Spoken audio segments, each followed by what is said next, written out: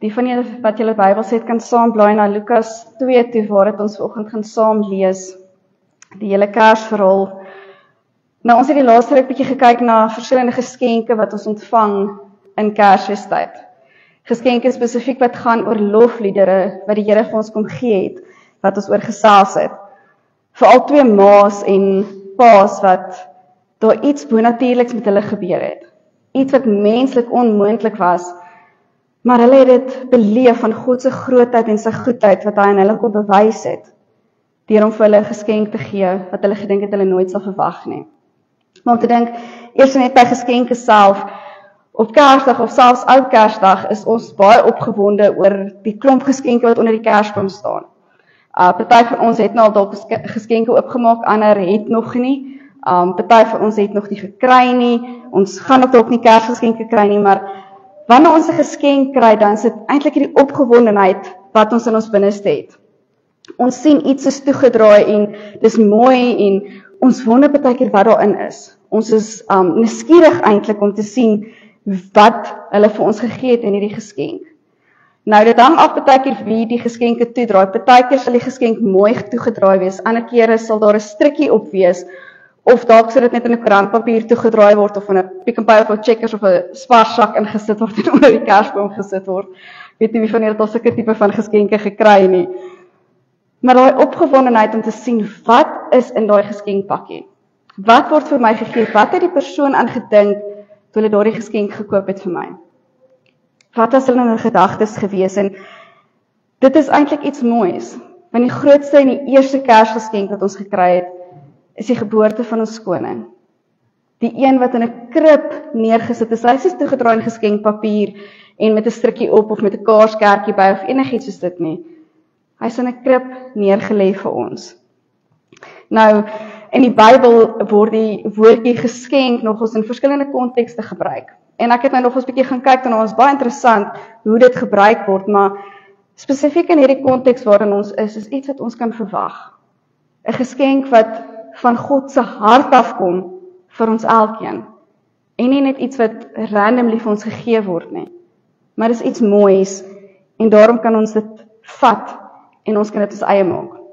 So kom ons lees saam Lukas 2 vers 1 tot en met vers 7 vanoggend, wat dan die Kersverhaal is van Jesus wat sê: In daardie tyd het keiser Augustus 'n bevel uitgevaardig dat 'n volkstelling in die hele ryk gehou moet word.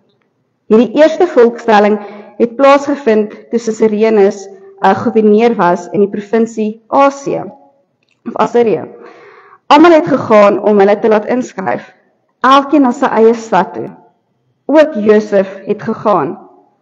Hy het van die dorp Nasaret in Galilea na Judea toe gegaan, na Bethlehem, die stad van Dawid, omdat hy tot die huis en die geslag van Dawid behoort het. Maria, sy verloofde, wat swanger was, het saamgegaan om ingeskryf te word. Terwyl hulle daar was, het die tyd gekom dat haar kind gebore moes word. Sy het haar eersteling seun in die wêreld gebring en hom in doeke toegedraai en in 'n krib neergelê, omdat daar vir hulle geen plek in die herberg was nie. Ons lees net tot daartoe. Nou Maria en Josef was uitgekies gewees om Jesus se ouers te wees. Aardse ouers, menslike ouers, wat vir hom die menslike vaardighede kom aanleer het, wat ons vir ons kinders aanleer. Hoe om seker goed te doen, hoe om te eet, hoe om te loop, hoe om te praat, hoe om aan onsself te versorg. Dit is wat hulle vir hom gegee het. So hulle was 'n baie goeie voorbeeld van hoe ouers moet wees. Liefdevolle ouers. Ouers wat daar is vir hulle kinders. Maar tog het hulle die grootste geskenk ontvang wat hulle nie gedink het hulle sou kry nie. Maria wat 'n maagd was en swanger geword het en hierdie lewe geskenk het aan 'n baba seentjie, haar eersteling, eintlik heeltemal alleen.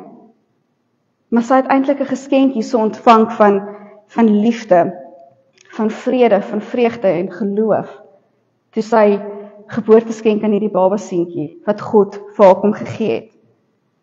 Maar tog, as ons net so 'n bietjie 'n stapie terugvat om na die agtergrond te kyk van waar hulle self bevind, was dit nogals nie 'n mooi, stille, rustige, vredevolle nag gewees nie, of selfs net 'n tydperk waarin hulle gelewe het nie.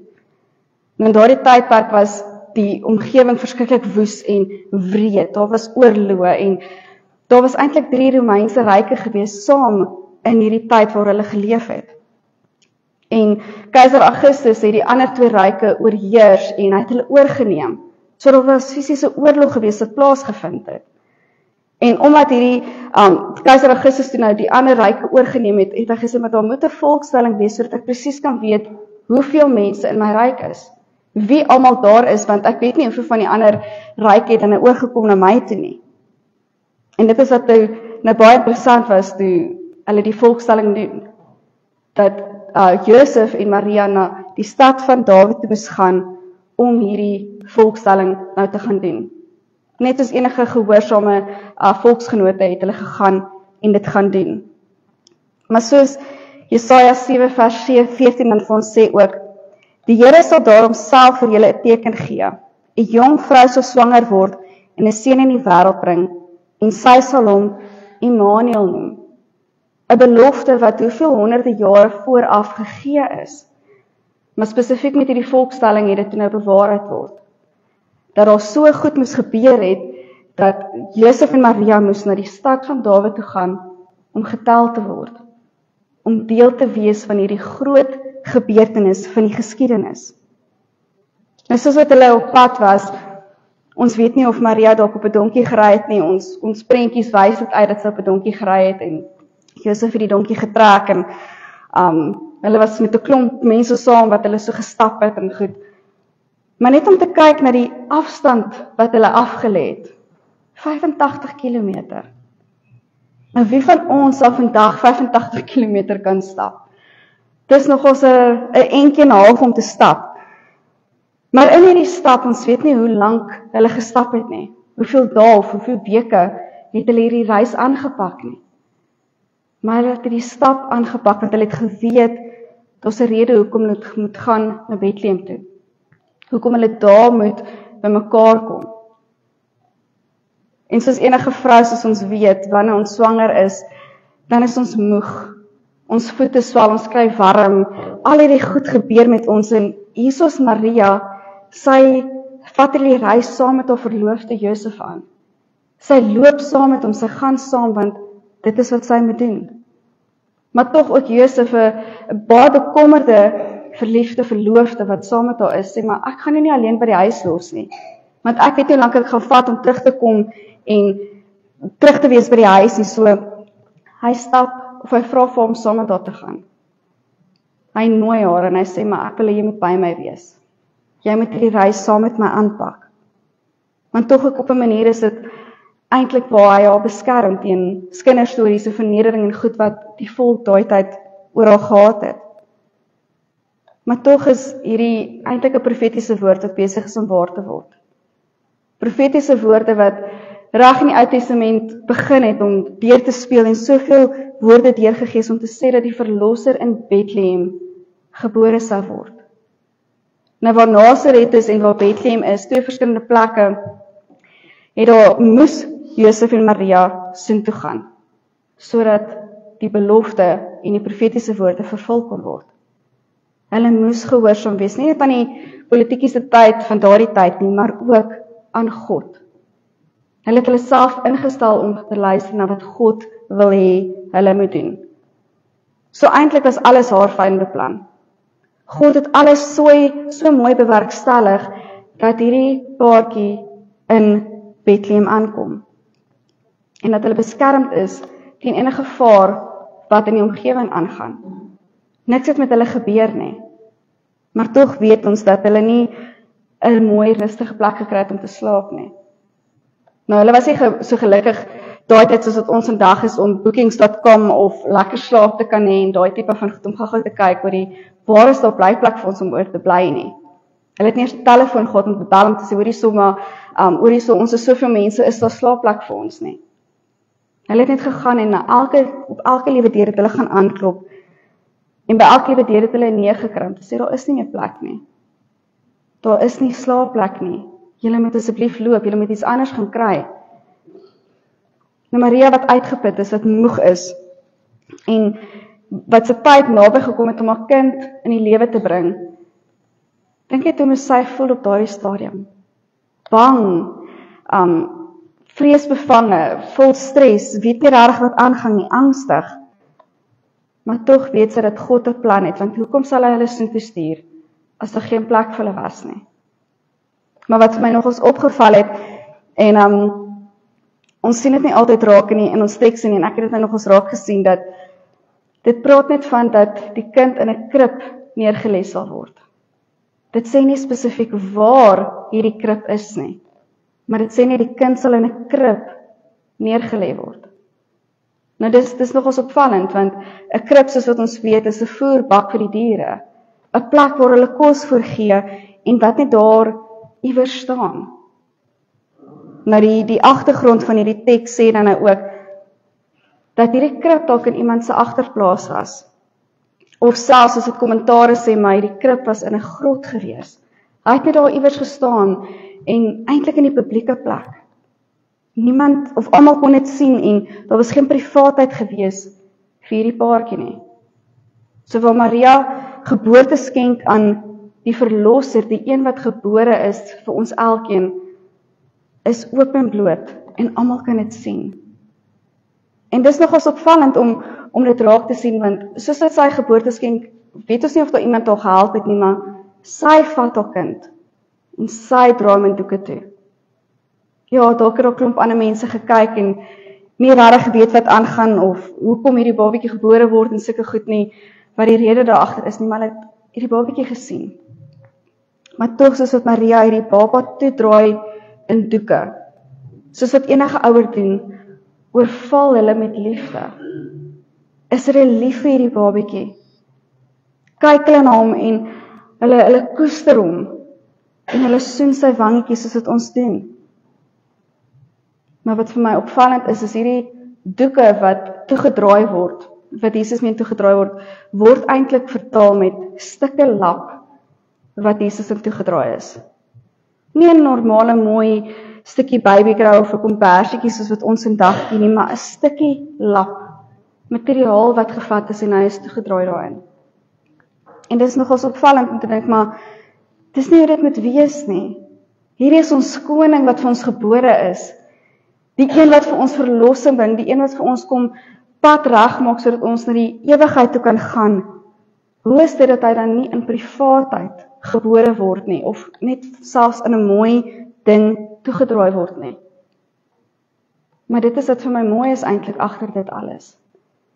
Want Jesus wat homself kom leegmaak het op die aarde, wat homself kom verneder het vir ons, wat as 'n babatjie gebore is vir ons, kan ons ook onsself mee vergeself.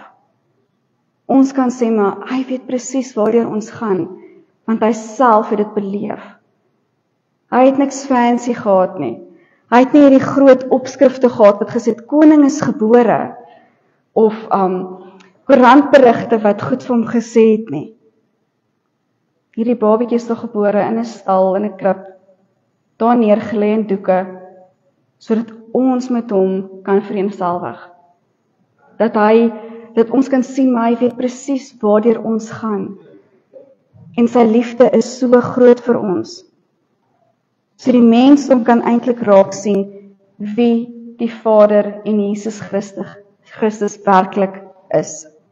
Sy liefde wat hy vir ons kom uitwys. En ek meen Jesus wat op die regte tyd gebore is. As hy dalk 'n eeu voor dit gebore was, sou dit nie die regte tyd gewees het nie. Vir eeu later sou dit ook nie die regte tyd gewees het nie. Maar God die Vader het dit so mooi beplan, dat Jesus op daardie spesifieke tyd moes gebore geword het, toe Keiser Augustus aan bewind was. Toe hy volkstelling gereël het, sodat almal bymekaar moes kom. So daarom kan ons eintlik sê dat hierdie tyd waarin Jesus gebore is, 'n spesiale tyd was, sodat die oorwinning vir ons kan gegee word. Oorwinning wat ons kan beleef, van nie net 'n fisiese rykdom of goed wat daar gebeur het nie, maar hy het vir ons oorwinning kom bring oor ons sonde. Reeds daar toe hy in 'n krib gelê het, toe hy gebore is in 'n stal, of in 'n graf, of grot, waar dit ook al was. Maar die saligmaker en die verlosser is vir ons gebore. En ons kan daardie liefde beleef, ons kan daardie vrede beleef. Want dink net toe hulle daar so gesit het by mekaar as 'n gesinnetjie, die eerste keer wat hulle so net na mekaar gekyk het, Josef en Maria wat gesê het, maar hierdie babietjie wat hulle vashou is die grootste geskenk en die beste geskenk wat hulle nog ooit sal beleef. So dink ek as ons nou vanoggend so moet sit en ons probeer onsself dat Jesus is 'n babietjie in ons arms lê. Hierdie geskenk wat ons so vashou. Wat is die geskenk wat Jesus, nie net as mens nie, maar wat is die geskenk wat hy vir ons elkeen kom gee? Is dit 'n geskenk van vrede, 'n geskenk van liefde, selfs 'n geskenk van genesing of net rustigheid? Wat is dit wat hy vanoggend vir ons gekom gee? Daarom het ons nodig om seker te maak dat ons in sy tyd bly. Seker te maak dat ons weet ons bly in sy ritme en in dit wat hy vir ons plan het. Want as Jesus gebore was op 'n ander tyd en sulke goed sou dit nie gebeur het soos wat dit gebeur het nie. En so in ons lewens ook vandag is tyd 'n baie belangrike ding. Want in sy tyd gebeur die goed wat moet gebeur. Die regte goed soos wat hy dit beplan het. Daarom kan ons sê, maar ons kan hom vertrou. Waar Josef en Maria gegaan en gesê, maar God, ons vertrou U. Ons weet nie wat die planne is nie. Ons weet selfs nie om ouers te wees nie, want ons is nog tieners. Maar ons vertrou U, want U het 'n groter plan. U het 'n groter plan vir ons elkeen en daarom kan ons ook sê, maar ons vertrou God die Vader. Ons vertrou hom vir die regte tyd. Ons vertrou hom soos wat ons voor die krib gaan sit en gaan neerbuig voor hierdie baba Jesus. En ons gaan beleef die belofte van 'n antwoord wat hy vir ons gee. Want net deur dit kan ons sien hoe God regtig goed in plek insit. Hoe hy goed laat uitwerk vir ons elkeen. Want deur die belofte wat gegee is hoeveel jare terug, en die profetiese woorde, Jesaja wat dalk julle 'n paar keer van praat. Soos wat daardie beloftes waar word en Jesus vir ons gebore word, kan ons sien dat God getrou is aan elke belofte wat hy vir ons gee. So daarom al dink ons baie keer dat ons in God se tyd is nie. Of wonder ons baie keer, maar hoe kan ons voor 'n krib gaan sit waar 'n babatjie gebore is in 'n stal of in die publiek, waar ook al? Hoe kan ons daar gaan sit as ons nie self God vertrou vir die regte tyd nie? Hom vertrou vir die goed wat hy vir ons wil kom gee nie. Want ek meen in Nehemia 8 vers 11 sê ook vir ons, Nehemia het verder gesê, gaan vier fees, eet en drink en deel uit al die wat niks voorberei het nie. Hierdie dag word gewy aan ons Here. Moenie bedroef wees nie, as julle die Here met blydskap dien, sal hy julle beskerm. So in hierdie tyd waarin ons is, kom ons draai terug na die Here toe. Kom ons gaan en ons gaan beleef sy vrede. Ons gaan sit elkeen voor die krib vandag. Ons gaan vier fees waar ons is. Dalk is ons alleen, dalk saam met familie. Maar kom ons gaan vier fees, want die Here, die koning van die konings, die saligmaker is vir ons elke liewe een gebore. En daardie liefde wat hy vir ons uitwys, soos wat hy nou die krib neergelê is, kan ons daardie liefde vat. En ons kan dit vir ander gaan gee. Ons kan vir die mense gaan sê, maar hoorie, kom kniel saam met ons by die krib. Kom beleef saam met ons by die krib die vrede, die vreugde, die liefde, die hoop en die geloof wat net van Jesus afkom. En mag ons dan ook elkeen so streef daarna om hierdie geskenk uit te leef, maar so ook om die geskenk van Jesus self te ontvang. Amen. Kom ons bid saam. Here Jesus, dankie dat ons hierso vandag op Kersdag kan hoor uit die woord uit, Here, hoe U vir ons gebore is. Ja, Here, U is nie in 'n baie fancy hospitaal met dokters en sulke goed gebore nie. Here, U is in 'n krib neergelê met doeke wat om U gedraai is. Maar Here, ons kan vanoggend voor U kom buig. Here, ons wil eer en lof aan U kom bring.